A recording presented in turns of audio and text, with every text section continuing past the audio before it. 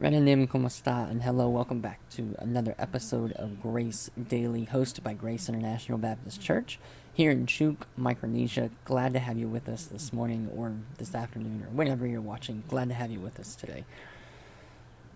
So, as we are working our way through these different passages for this coming week, remember we're in the middle of a Christmas series, Behold Our Savior, and this coming Sunday we're looking at a really odd name for Jesus Christ. It's called the branch. And so as we are looking at some of these passages, I want us to have an idea of the surrounding context of them, so that on Sunday, even if we just briefly mention the passage for a certain point, I want you to at least understand we're not picking something out of thin air and saying this is applying to Christ. I want you to at least have heard a little bit about the surrounding context to these Old Testament passages. Yesterday we looked at Jeremiah 23. Today we're looking at Jeremiah 33, verses 15 and 16. In those days, and at that time, will I cause the branch of righteousness to grow up unto David, and he shall execute judgment and righteousness in the land. In those days shall Judah be saved, and Jerusalem shall dwell safely.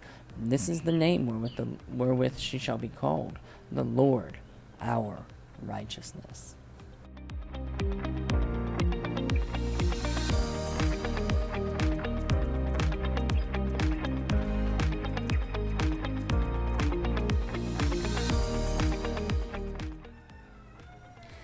So, we noticed yesterday that righteousness is associated with this branch. And again, in the surrounding context of what's going on, you have Jeremiah, right? So Jeremiah is the book that we're in. And Jeremiah is known as the weeping prophet. He's the prophet as Judah is going into exile. He's the prophet that really is just suffering along with the people that he's prophesying to. And in this chapter, so if you look back at verse 1, it says, Moreover, the word of the Lord came unto Jeremiah the second time, while he was yet shut up in the court of the prison. So Jeremiah is now in a dungeon. And if you read more about the dungeon that he was in, I can't remember exactly where it mentions it, but when they pulled him out of the dungeon, they were literally pulling him up out of like this muddy pit. It was a bad place. So Jeremiah is in a pretty rotten place at this moment. He knows judgment is coming. He knows Babylon is going to come and wipe the map with Judah, and there's no hope. The people of God have disobeyed, and God said, "That's enough. I'm coming to discipline you."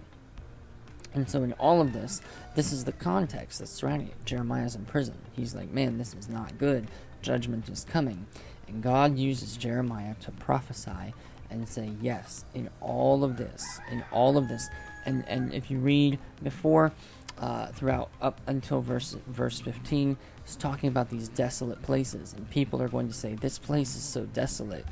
Speaking of the land, this place is so desolate, nothing can happen with this anymore. The judgment of God has just wiped it clean, and God says, no, in these places that you say now are too desolate, I'm going to revive. I'm going to make it so you hear the voice of the bride and the bridegroom. I'm going to make it so there's parties and laughter and joy and happiness. How? How is he going to do that? He's going to raise up this branch. And what we see, and we're starting to get into what we'll be into on the third Sunday, on the 19th. but that's okay, because these metaphors begin to mix, and the signs and symbols all work together. They have to, because they're about the same one, the same God. And when it says, I'm going to cause the branch of righteousness to grow up unto David, that's important. And remember, when we just looked at the seed, David was the key factor. He was kind of like that last guy. It was David, and then the monarchy, and then nothing, and then Christ. And so David is important. Remember, this branch of righteousness is going to grow up unto David, and he will execute judgment and righteousness in the land. And to clarify, if you're looking at verse 16, you say, why is she called the Lord our righteousness?